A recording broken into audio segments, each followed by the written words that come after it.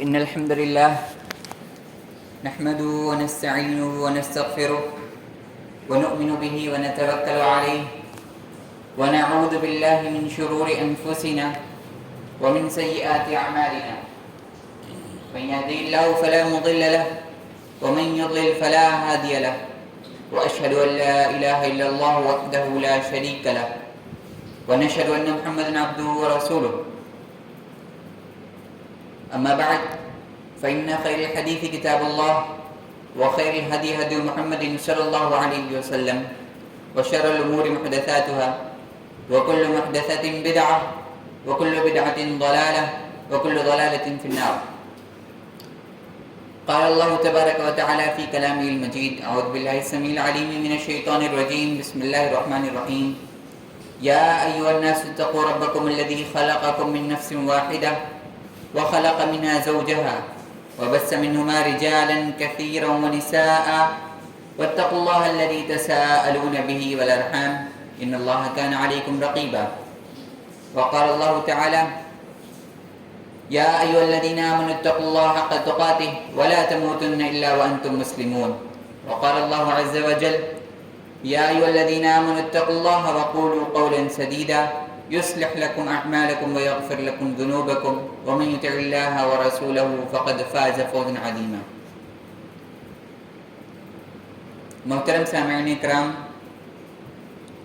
اور محترم سامعات، آج کے جمعے میں خطبے کا موضوع ہے کہ رزق کی تنگی کے اسباب کیا ہیں، اس کی وجوہات کیا ہیں. معاشی بحران جو آتا ہے ہمارے اوپر، یعنی آسان لفظوں میں کہوں تو پیسے کی کمی ہونا، رزق کی کمی ہونا، اور رزق کے تعلق سے انسان کا پریشان ہونا، یہ کیوں کر ہوتا ہے اور وہ کون سی چیزیں ہیں جو ہمارے اندر ہیں جن کی وجہ سے ہم اس مصیبت کا شکار ہوتے ہیں، انہیں جانیں تاکہ ان سے ہم بچ کر اس مصیبت سے بچیں. محترم سامعین، آپ کو یاد ہوگا کہ ایک دور تھا کہ گھر میں اچھی خاصی فیملی ہوا کرتی تھی، صرف والد محترم ہی کام کیا کرتے تھے اور کوئی چھوٹا موٹا کام کر کے، محنت کر کے وہ پورے گھر کا خیال رکھ لیتے تھے، اور ایک ہی انسان کی محنت سے اچھا خاصا بڑا خاندان چل جاتا تھا اور بڑی آسانی سے چل جاتا تھا. لیکن اس کے برعکس آج کے دور میں ہم دیکھتے ہیں کہ مختصر سی فیملی ہے، چند لوگ رہتے ہیں، اور چند لوگ رہتے ہی نہیں بلکہ اس گھر کے تمام لوگ تقریباً کام کر رہے ہوتے ہیں. تمام مرد حضرات کام پہ جا رہے ہیں، حتیٰ کہ خواتین بھی جابز کر رہی ہیں اس گھر کی، لیکن پھر بھی اس گھر کی ضروریات نہیں پوری ہو رہی ہیں. تو رزق کی تنگی دو طریقے سے، ایک تو رزق ملنا ہی بند ہو جانا، اور دوسرا یہ کہ ملنے کے باوجود اس سے فائدہ نہ اٹھا پانا، اس سے ضروریات کا نہ پورا ہو پانا، یعنی سب کچھ ہو کر بھی گویا کہ کچھ نہ ہونا. یہ دونوں طرح کی تنگیاں انسانوں پر مسلط ہوتی ہیں. کیوں ہوتی ہیں؟ اسی کی وجوہات اور اسی کے اسباب میں بیان کرنے کی کوشش کروں گا تاکہ ہم سب اسے یاد رکھیں اور ان سے بچنے کی کوشش کریں. اللہ رب العالمین ہمیں اس چیز کی توفیق عطا فرمائے. تو سب سے پہلا سبب جو اللہ رب العالمین نے خود بیان کیا ہے کہ جس کی وجہ سے انسانوں کی زندگی، انسانوں کا رزق، انسانوں کی کمائی تنگ ہو جاتی ہے، مشکل ہو جاتی ہے، وہ یہ ہے کہ اللہ رب العالمین سورہ طٰہٰ میں فرماتے ہیں: وَمَنْ أَعْرَضَ عَنْ ذِكْرِي فَإِنَّ لَهُ مَعِيشَةً ضَنْكًا وَنَحْشُرُهُ يَوْمَ الْقِيَامَةِ أَعْمَىٰ. اللہ رب العالمین فرماتے ہیں کہ جس نے بھی میرے ذکر سے، میری یاد سے، میرے قرآن مجید سے، میرے نبی کریم صلی اللہ علیہ وسلم کی باتوں سے، یعنی دین اسلام سے اعراض کیا، یعنی منہ پھیرا. ایک تو وہ شخص ہے جسے دین کے بارے میں کچھ معلوم ہی نہیں ہے، اس نے کبھی اسلام کا نام نہیں سنا، اس کی بات نہیں ہو رہی یہاں پر اس کی بات ہو رہی ہے جس کے سامنے اسلام آ گیا، قرآن مجید اس کے گھر میں رکھا ہوا ہے، اس کو دین کی باتیں معلوم ہیں، نبی کریم صلی اللہ علیہ وسلم کی باتیں اس کے سامنے کھول کھول کر بیان کی جاتی ہیں، لیکن اس کے باوجود وہ منہ موڑ لے، اعراض کا مطلب منہ موڑنا، یعنی کوئی چیز آپ کے سامنے تھی پھر آپ نے اس سے منہ موڑ لیا. تو اللہ رب العالمین نے فرمایا کہ جس نے میرے ذکر سے، قرآن مجید سے اور نبی کریم صلی اللہ علیہ وسلم کی احادیث سے منہ موڑا تو بلا شبہ اس کے لیے معیشت تنگ ہوگی. فَإِنَّ لَهُ مَعِيشَةً ضَنْكَ، اس کی زندگی، اس کا گزارا تنگ ہو جائے گا. وَنَحْشُرُهُ يَوْمَ الْقِيَامَةِ أَعْمَى، اور دنیا میں ہی مصیبت ختم نہیں ہوگی، بلکہ اگر وہ انسان اسی طریقے پہ چلتا رہا، قرآن و حدیث سے منہ موڑتا رہا، تو قیامت کے دن اللہ رب العالمین اسے اندھا کر کر اٹھائیں گے. تو پھر وہ قیامت میں کھڑا ہو کر شکایت کرے گا، قال رب لم حشرتنی اعمی وقد كنت بصیرا، کہ اے میرے رب تو نے مجھے اندھا کیوں کر دیا، اب دنیا میں تو میرے پاس آنکھیں تھیں. تو اللہ رب العالمین اسے یاد دلائیں گے، قال كذلك اتتك آیاتنا فنسیتها وكذلك اليوم تنسى، کہ اے انسان اسی طرح ہماری آیتیں، ہمارا قرآن مجید، ہمارا نبی اپنی احادیث لے کر اور دین اسلام لے کر تمہارے پاس آیا تھا تو تم نے اسے بھلا دیا. وَكَذَلِكَ الْيَوْمَ تُنْسَى، تو ہم نے اسی طرح تمہیں بھلا دیا آج. گویا اللہ رب العالمین کے کہنے کا مطلب یہ ہے کہ تم دنیا میں جان بوجھ کر اندھے بنے ہوئے تھے، دین اتنا آسان اور تمہارے سامنے ہونے کے باوجود، سب کچھ تمہارے سامنے موجود ہونے کے باوجود تم زبردستی اندھے بنے ہوئے تھے، تو آج ہم نے تمہیں سچ میں بنا دیا. تو یہ پہلا سبب ہے جس کی وجہ سے انسان کا رزق تنگ ہو جاتا ہے، کمائی میں پریشانی ہوتی ہے، کہ انسان قرآن مجید سے دور ہے، نبی کریم صلی اللہ علیہ وسلم کی احادیث سے دور ہے. اور دور ہی نہیں، جب اسے کوئی انسان بھلائی کے طور پر بتا بھی رہا ہے تو وہ اس سے منہ موڑ دے رہا ہے، اس پہ دھیان نہیں دے رہا ہے. اسی طرح سے سورہ آل عمران میں یہودیوں کا ذکر کرتے ہوئے فرمایا کہ وَضُرِبَتْ عَلَيْهِمُ الْمَسْكَنَةُ، اور اس سے پہلے فرمایا وَضُرِبَتْ عَلَيْهِمُ الذِّلَّةُ، یعنی یہودیوں پر اور عیسائیوں پر بھی ذلت اور فقیری ان کے اوپر اللہ رب العالمین نے دے ماری، یعنی ان کے اوپر بالکل لازم کر دی کہ اب یہ جہاں بھی رہیں گے دنیا میں اسی طرح ذلیل ہو کر رہیں گے اور فقیروں کی طرح رہیں گے. کیوں؟ ذَلِكَ بِأَنَّهُمْ، یہ اس لیے کانوا یکفرون بآیات اللہ، یہ لوگ اللہ رب العالمین کی آیتوں کا انکار کرتے تھے، ان کو بتایا جاتا تھا پھر بھی انکار کر دیتے تھے. تو اس کی وجہ سے اللہ رب العالمین نے ان لوگوں کے اوپر ذلت اور غریبی اور فقر و فاقہ لکھ دیا. اسی طرح سے دوسرا سبب اسی سے جڑا ہوا ہے کہ نافرمانی اور گناہ کے کام کرنا.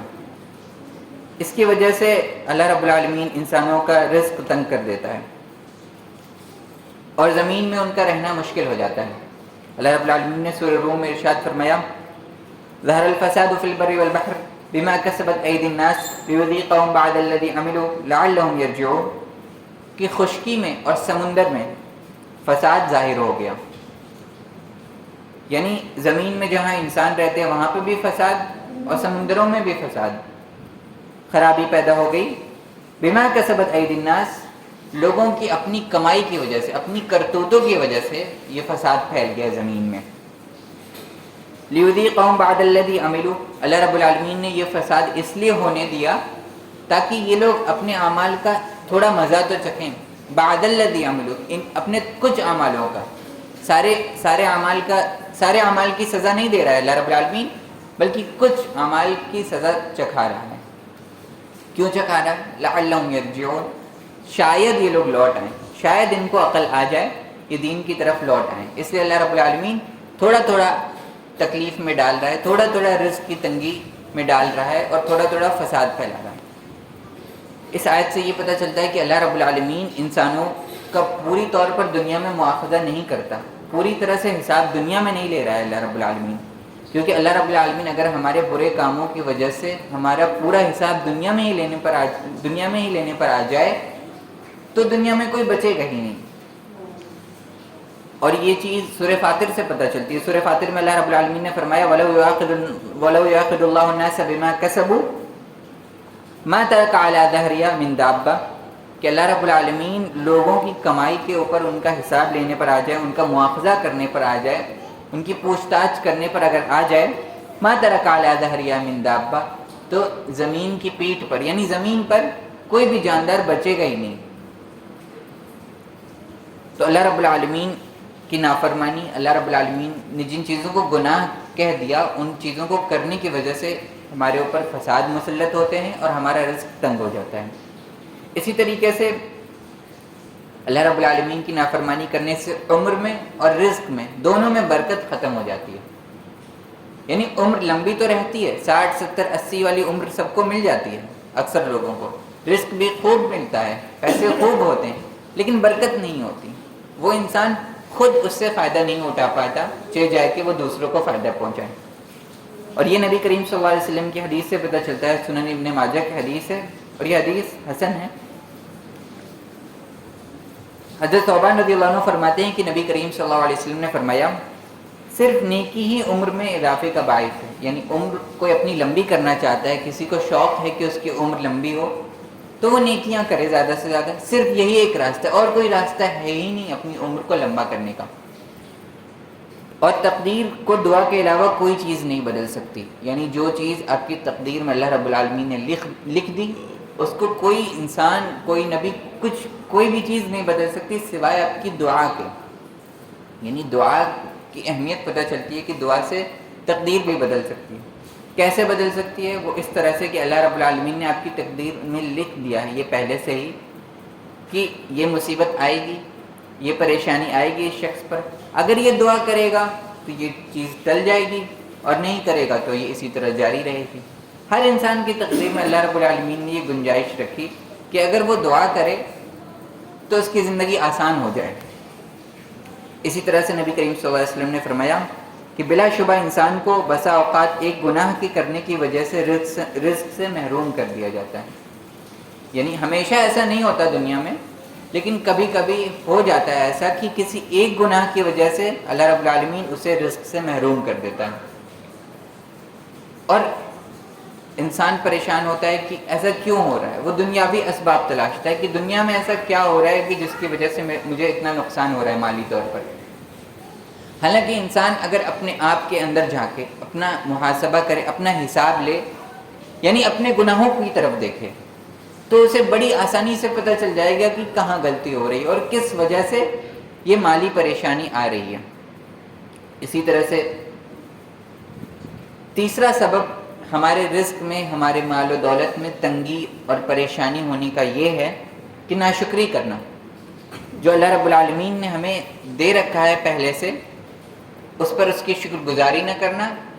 بلکہ ہر وقت شکایت کرتے رہنا. آپ کو اپنے آس پاس، اپنے معاشرے میں ایسے لوگ ملیں گے جن کے حالات الحمدللہ کافی اچھے ہیں، باقی لوگوں کے مقابلے میں ان کے پاس گھر ہے، اولاد ہیں، ان کا کھانا پینا ٹھیک ٹھاک چل رہا ہے، لیکن آپ انہیں دیکھیں گے کہ وہ ہر وقت شکایت کرتے ملیں گے کہ ہمیں تجارت میں نقصان ہو رہا ہے، ہماری نوکری چلی گئی، یا ہمارے پیسے نہیں بچ رہے ہیں، گھر میں برکت نہیں ہو رہی. گویا ہر وقت آپ انہیں شکایت کرتا ہی پائیں گے کہ کوئی نہ کوئی مصیبت ہے ہی. تو جو شخص یہ چیز اختیار کر لیتا ہے، یہ طریقہ زندگی کا اختیار کر لیتا ہے، تو اللہ رب العالمین اس سے رزق چھین لیتا ہے. اور یہ سورہ ابراہیم میں اللہ رب العالمین نے ذکر کیا، وَإِذْ تَأَذَّنَ رَبُّكُمْ لَئِن شَكَرْتُمْ لَأَزِيدَنَّكُمْ وَلَئِن كَفَرْتُمْ إِنَّ عَذَابِي لَشَدِيدٌ. اور جب تمہارے رب نے لوگوں کو آگاہ کر دیا،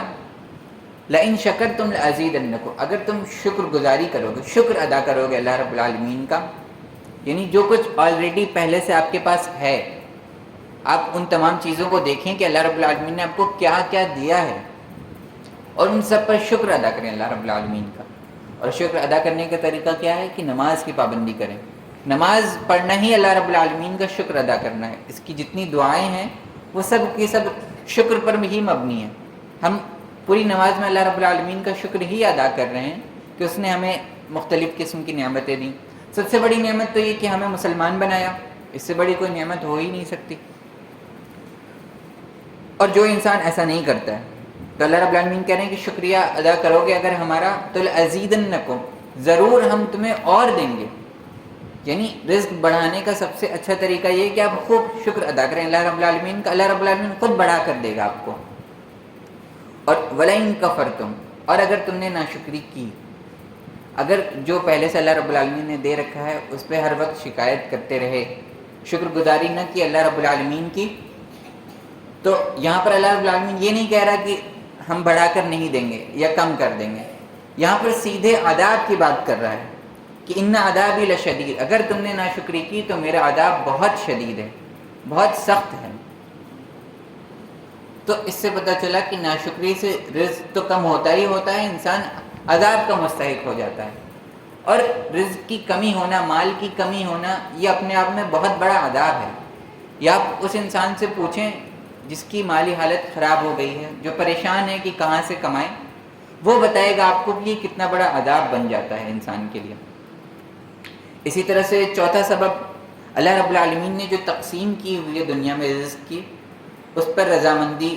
نہیں ظاہر کرنا، یعنی اس پر راضی نہ ہونا۔ اور یہ کیسے کہ اس طرح کی باتیں کہنا کہ اللہ رب العالمین نے اسے زیادہ دیا، ہمیں کیوں نہیں دیا، کافروں کو اتنا زیادہ کیوں دیتا ہے اللہ رب العالمین، ہمیں کیوں نہیں دیتا، جہاں دیکھو مسلمان ہی پریشان نظر آتے ہیں، ان لوگوں کو تو بہت دے رکھا ہے اللہ رب العالمین نے۔ یا کسی انسان کو دیکھ کر کہنا کہ اسے زیادہ دیا ہے مجھے کم دیا، یہ کیسی ناانصافی ہے، نعوذ باللہ۔ تو جو اللہ رب العالمین کے نظام، اللہ رب العالمین کی تقسیم، یعنی اللہ رب العالمین نے اپنی حکمت سے کسی کو زیادہ کسی کو کم دے رکھا ہے، اس پر ناراضگی ظاہر کرنا، اس پر راضی نہ ہونا، اس پر خوش نہ ہونا کہ میں اللہ رب العالمین کے اس کام سے خوش نہیں ہوں، اس نے صحیح طریقے سے نعوذ باللہ تقسیم نہیں کی ہے مال و دولت کی دنیا میں، اللہ رب العالمین نے نعوذ باللہ انصاف نہیں کیا۔ چاہے انسان صاف طور پر یہ کہے یا گھما پھرا کے یہی بات کہے، اس کا اگر کہنے کا مقصد یہ ہو تو اس وجہ سے بھی اللہ رب العالمین رزق اس کے اوپر بند کر دیتا ہے اور اس کے مال و دولت میں کمی ہوتی ہے۔ پانچواں سبب بھی اسی سے جڑا ہوا ہے کہ رزق کی ناقدری کرنا، یعنی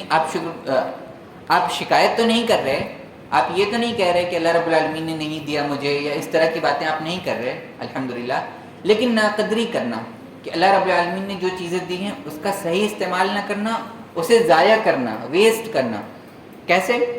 کھانے پینے کی سب سے پہلے مثال لے لیں، جہاں بھی رزق کی بات آتی ہے انسان کے ذہن میں سب سے پہلے کھانا پینا آتا ہے، کہ رزق کا مطلب ہی ایک طرح سے کھانا پینا ہوتا ہے کہ جس سے انسان زندہ رہ سکے۔ اور کھانے پینے میں آج کے دور میں جس طرح سے ضائع کرنا عام ہو گیا کہ تھوڑا کھانا اور جتنا کھائے تھے اس سے کہیں زیادہ برباد کرنا، شادی بیاہ میں تو ہوتا ہی ہوتا ہے، عام طور پر بھی روزمرہ کی زندگی میں بھی یہ کام کرنا، اس سے اللہ رب العالمین کو سخت ناراضگی ہوتی ہے۔ آئیے نبی کریم صلی اللہ علیہ وسلم کی حدیث سنتے ہیں، سنن ترمذی کی حدیث ہے کہ نبی کریم صلی اللہ علیہ وسلم نے فرمایا، جب تم میں سے کسی کا اگر ایک لقمہ گر جائے کھاتے کھاتے تو وہ اسے اٹھا لے اور صاف کر کے کھا لے، کیونکہ ہمیں حکم دیا گیا ہے اللہ رب العالمین کی طرف سے کہ ہم برتنوں کو صاف کر کر کھائیں۔ اور فرمایا نبی کریم صلی اللہ علیہ وسلم نے کہ تم نہیں جانتے کہ تمہارے کھانے کے کس حصے میں برکت تھی۔ اللہ رب العالمین نے برکت کو تقسیم کرنے کا، برکت کو ہم تک پہنچانے کا منفرد انداز اپنایا ہے کہ اللہ رب العالمین کھانے کے کچھ حصوں میں برکت رکھ دیتا ہے، اور یہ ایک انسان کا امتحان بھی ہوتا ہے کہ یہ انسان پورا کھاتا ہے کہ نہیں۔ اکثر یہ ہوتا ہے کہ ہم جو حصہ چھوڑ رہے ہیں چاہے وہ ایک دانہ ہی کیوں نہ ہو، اللہ رب العالمین نے ساری برکتیں پورے کھانے کی اسی میں رکھی تھی اور وہ ہم نے چھوڑ دی، یعنی ہم نے کھایا بھی، کچھ فائدہ نہ ہوا اس کھانا کھانے سے، اور پھر بعد میں ہم شکایت کرتے پھرے کہ برکت نہیں ہوتی، برکت نہیں ہوتی۔ تو اور اسی طرح سے یہ صرف کھانے میں نہیں ہے، تمام طرح کی چیزیں جو اللہ رب العالمین نے ہمیں دی ہیں، بجلی، پانی کا بھی ضائع کرنا بہت عام ہے، بجلی ہے اور جتنی بھی نعمتیں ہیں، ہمیں اللہ رب العالمین نے طاقت دی ہے جسم میں، اس طاقت کو اگر ہم ضائع کر رہے ہیں کھیل کود میں، یا اگر اللہ رب العالمین نے ہمیں بولنے کی اچھی صلاحیت دی ہے تو ہم سیاست کرنے میں اسے اگر ضائع کر رہے ہیں، یا ہمیں عقل دی ہے تو اسے دین کی تعلیم میں نہ لگا کر دنیا میں خرافات کرنے میں لگا رہے ہیں۔ اسی طرح سے جتنی بھی چیزیں ہیں انہیں اگر ہم ضائع کر رہے ہیں تو اللہ رب العالمین اس کی وجہ سے بھی ہمارے رزق میں کمی کر دیتا ہے۔ اسی طرح سے چھٹا سبب کہ ہر کام کو شروع کرنے سے پہلے بسم اللہ نہ پڑھنا، اس کی وجہ سے بھی ہمارا رزق کم ہو جاتا ہے۔ اور یہ روزمرہ کی زندگی، بلکہ ہر ایک گھنٹے، ہر آدھے گھنٹے پہ یہ کام ہم سے ہو جاتا ہے کہ ہم بسم اللہ پڑھنا بھول جاتے ہیں۔ اس کے بارے میں نبی کریم صلی اللہ علیہ وسلم کی حدیث صحیح مسلم میں ہے، فرماتے ہیں نبی کریم صلی اللہ علیہ وسلم کہ جب بندہ اپنے گھر میں داخل ہوتے وقت اور کھانا کھاتے وقت بسم اللہ پڑھ لیتا ہے، اللہ کا نام لے لیتا ہے، تو شیطان اپنے ساتھیوں سے کہتا ہے کہ تمہارے لیے اس گھر میں رات گزارنے کی کوئی جگہ نہیں ہے، کیونکہ اس بندے نے گھر میں داخل ہوتے وقت بسم اللہ پڑھ لیا، اور یہ جو کھانا کھا رہا ہے اس میں تمہیں کچھ نہیں ملے گا کیونکہ اس نے اللہ کا نام لے لیا۔ اور جب کوئی بندہ گھر میں داخل ہوتے وقت اللہ رب العالمین کا نام نہیں لیتا ہے، دعا نہیں پڑھتا ہے، کھانا کھانا شروع کرنے سے پہلے بسم اللہ نہیں پڑھتا ہے، تب شیطان کہتا ہے، نبی کریم صلی اللہ علیہ وسلم بتاتے ہیں کہ تمہیں اس گھر میں رات گزارنے کی جگہ مل گئی ہے اور اس کے کھانے میں تمہیں کھانا حاصل ہو گیا ہے۔ سوچئے کہ شیطان ہی نہیں، شیطان کے کئی سارے ساتھی ہمارے گھر میں رات گزار رہے ہیں، ہمارے کھانے میں وہ شریک ہیں، تو کہاں سے برکت آ سکتی ہے؟ تو اس لیے ضروری ہے کہ ہم بسم اللہ کا خاص طور سے اہتمام کریں۔ چھوٹی سی چیز ہے اور اس سے ہم بہت بڑی مصیبت سے بچ سکتے ہیں۔ اور اس طرح سے بھی آپ اسے سمجھیں کہ دنیا کی، اگر میں آپ کو مثال دوں کہ دنیا میں جو ہم سے بہت قریب ہوتا ہے، ایک تو وہ ہوتا ہے جنہیں ہم دور سے بس جانتے ہیں، سلام کلام ہے، ہلکا پھلکا حال چال پوچھ لیا۔ ایک ہوتے ہیں جو ہمارے خاص ہوتے ہیں، جو ہمارے دوست قریبی ہیں، عزیز ہیں، ان کے ساتھ ہم کیا رویہ اختیار کرتے ہیں؟ ذرا سوچیں کہ ہم ان کے ساتھ کھاتے ہیں، جب بھی آپ کسی کے بہت قریب ہوتے ہیں تو اسے آپ کچھ کھلاتے ہیں یا اپنے گھر لے جاتے ہیں، گھر میں داخل کرتے ہیں۔ تو اگر آپ شیطان کو اپنے ساتھ گھر میں لے جا رہے ہیں، شیطان کو اپنے ساتھ بیٹھا کر کھلا رہے ہیں، اس کا مطلب یہ ہے کہ آپ شیطان کو اپنا قریبی بنا رہے ہیں۔ تو اللہ رب العالمین کیسے اس انسان کو رزق دے جو شیطان کو اپنا قریبی بنائے بیٹھا ہے؟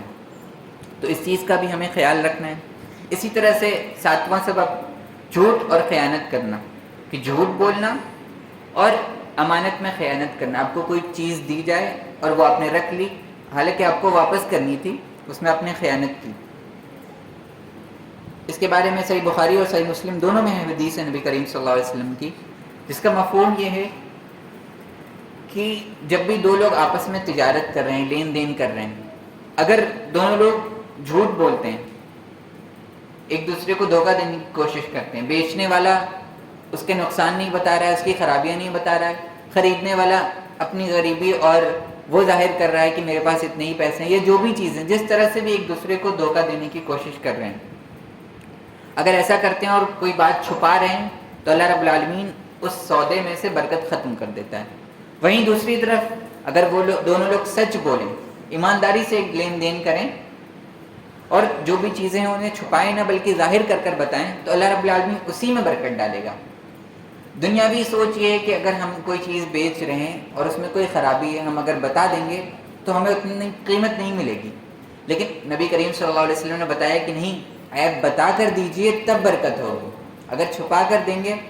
فی الحال تو آپ کو وہ پیسے مل جائیں گے، لیکن اگلے ہی دن وہ پیسے ڈاکٹر کے ہاں چلے جائیں گے بیماری میں۔ اسی طرح سے بہت سارے اسباب ہیں،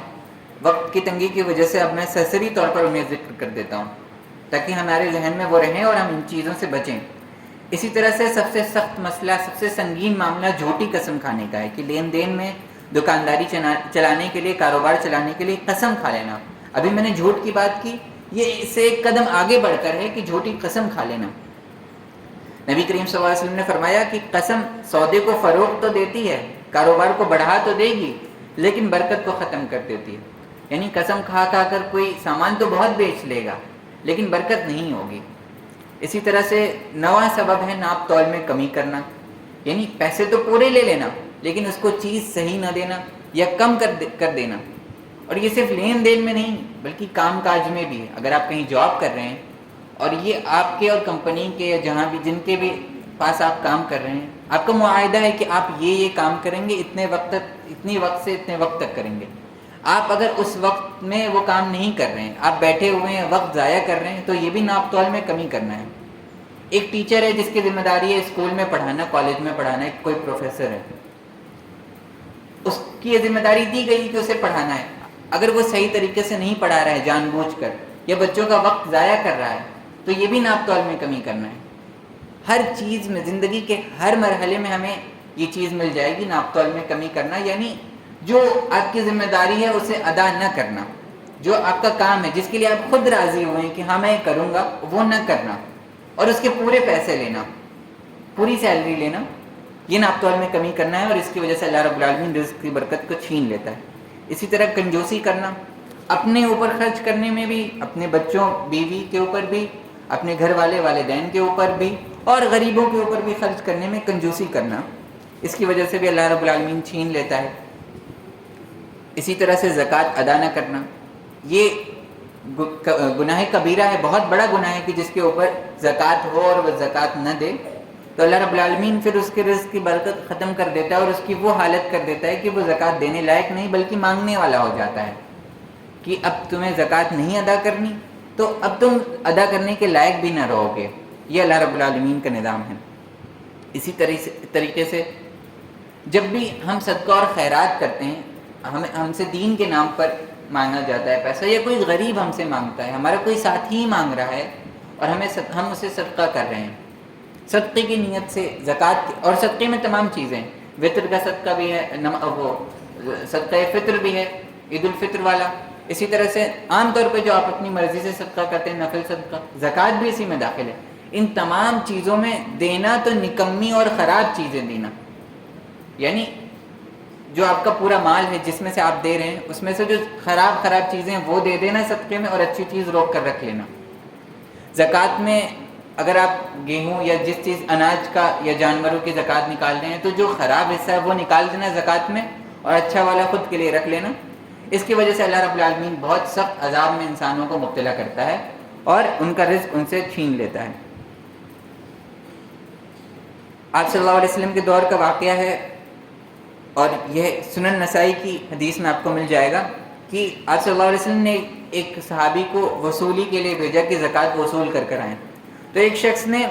انتہائی کمزور اونٹنی دی، تو نبی کریم صلی اللہ علیہ وسلم نے فرمایا کہ اے اللہ اس کے اور اس کے گھر میں اور اس کے اونٹوں میں برکت نہ ڈال۔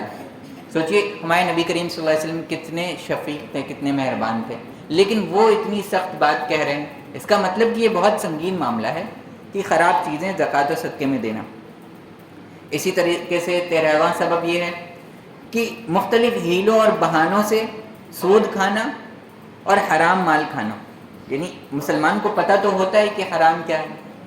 لیکن بہانے تلاش کر، باتیں گھما کر اس چیز کو کسی طرح سے جائز کروا لینا۔ ایک مولانا صاحب نے حرام بولا تو دوسرے والے کے پاس جائیں، تیسرے والے، کہیں تو کوئی حلال بول ہی دے گا نا، اس طرح کی کوشش کرنا، یعنی نعوذ باللہ دین اسلام میں لوپ ہول تلاش کرنے کی کوشش کرنا، حالانکہ ایسا ہے ہی نہیں، وہ اس انسان کی سوچ میں لوپ ہول ہوتا ہے، نقص ہوتا ہے۔ تو اس طرح سے جو لوگ کوشش کرتے ہیں کہ بینک سے جو لون لے رہے ہیں یا جن بھی چیزوں میں سود آ جا رہا ہے انہیں کسی طرح مجبوری دکھا کر یا کسی بھی طریقے سے ہم اپنے لیے جائز کسی سے کہلوا لیں اور بس اسے کھانا شروع کر دیں، تو یہ چیز بڑی سخت ہے، اور اس کی وجہ سے انسان کا رزق اللہ رب العالمین چھین لیتا ہے، تنگ کر دیتا ہے۔ اسی طریقے سے دنیا کی لالچ رکھنا اور آخرت کو بھول جانا، یہ تو بالکل ظاہر ہے کہ انسان جب لالچ میں پڑ جاتا ہے تو اس کے دل سے اس کے گھر سے، اس کے مال سے اللہ رب العالمین برکت چھین لیتا ہے۔ اور نبی کریم صلی اللہ علیہ وسلم نے بتایا کہ جو شخص لالچ کے ساتھ مال حاصل کرتا ہے تو اس میں برکت نہیں ہوتی، اور اس شخص کی حالت ایسی ہو جاتی ہے کہ وہ کھاتا تو ہے لیکن اس کا پیٹ نہیں بھرتا، اس کا من نہیں بھرتا، اور یہ صحیح بخاری اور صحیح مسلم دونوں کی حدیث میں ہے۔ اور اسی طرح سے نبی کریم صلی اللہ علیہ وسلم نے یہ بھی فرمایا کہ جس انسان کی ساری فکر دنیا ہی دنیا رہے، من کانت الدنیا ہمہ، کہ دنیا ہی اس کی پوری فکر بن گئی، اس کی ساری ٹینشن، ساری اسٹریس بس دنیا کی ہی ہے، وہ پریشان دکھے گا لیکن کبھی دین کے لیے نہیں، کبھی اپنے ایمان کو بچانے کے لیے نہیں، اپنے عقیدے، اپنی نماز کو درست کرنے کے لیے نہیں، بلکہ بس دنیا کے لیے آپ کو پریشان دکھے گا۔ تو جس کی ساری پریشانی دنیا والی بن جائے تو اللہ رب العالمین اس کے کام کو بکھیر دیتا ہے، اتنا الجھا دیتا ہے اس کے دنیا کے کاموں کو کہ اس کی غریبی اس کی آنکھوں کے سامنے آ جاتی ہے، یعنی اسے ہر وقت اپنی غریبی ہی دکھتی رہتی ہے، اس کو اپنی غریبی کے سوا کچھ نہیں دکھتا کہ میں کتنا غریب ہوں، کتنا غریب ہوں، اور اس کو دنیا اتنی ہی ملتی ہے جتنی اس کی قسمت میں لکھی ہوتی، یعنی اتنی فکر کرنے کے بعد، اتنی ٹینشن لینے کے بعد بھی اتنی ہی ملی جتنی اس کی قسمت میں لکھی تھی۔ اور وہی انسان اگر وہ ٹینشن نہ لیتا سکون سے اطمینان سے عبادت کرتا ہے اللہ رب العالمین کی، تب بھی اتنا ہی ملتا۔ تو یہ اللہ رب العالمین اور نبی کریم صلی اللہ علیہ وسلم کی تعلیمات سے چند باتیں تھیں۔ ایک آخری سبب اور بیان کر دوں کہ اپنے اوپر یا اپنے بال بچوں پر، اپنے لوگوں پر بد دعا کرنا، یہ بڑی خطرناک چیز ہے، جو غصے میں یہ لوگ ایسے ہی کر دیتے ہیں، خود کو بد دعا دے دیتے ہیں، خود کو برا بھلا بول دیتے ہیں، اپنے بچوں کو غصے میں بد دعا دے دیتے ہیں، اور اسی طرح سے اپنے گھر میں بیوی شوہر کو، شوہر بیوی کو بد دعا دے دیتے ہیں غصے میں۔ تو ہمیں اس سے بہت احتیاط کرنا چاہیے، کیونکہ ہمیں نہیں پتہ کہ اللہ رب العالمین کس وقت کس دعا کو قبول کر لیں۔ کیا پتہ جس وقت آپ غصے میں بد دعا دے رہے ہوں، آپ کی نیت نہیں تھی، لیکن وہ وقت تھا اللہ رب العالمین کی دعاؤں کی، اللہ رب العالمین کے دعاؤں کی قبولیت کا۔ کچھ ایسے وقت ہوتے ہیں دن میں اور ہفتے میں کہ اللہ رب العالمین اس وقت میں